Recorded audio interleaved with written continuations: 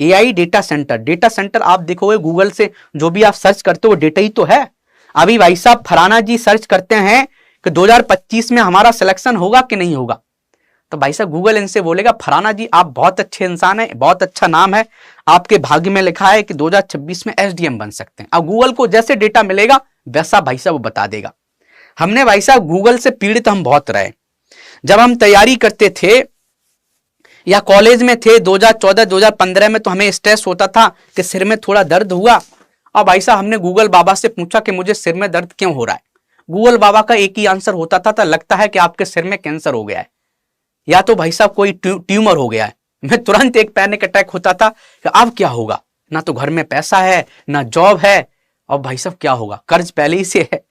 फिर एक panic attack होता था, फिर थोड़ी देर शांत हो जाते थे, फिर ऐसा होता था कि भाई साहब ये लेफ्ट हाथ में थोड़ा दर्द होने लगा, स्ट्रेस ज्यादा हो गया। फिर हमने सर्च किया कि भाई साहब हमारी लेफ्ट हाथ में दर्द क्यों हो रहा है, तो भाई साहब गूगल बाबा बोलते थे तुम्हारे लेफ्ट हाथ में दर्द हो रहा है, कहने का मतलब हार्ट अटैक हो सकता है।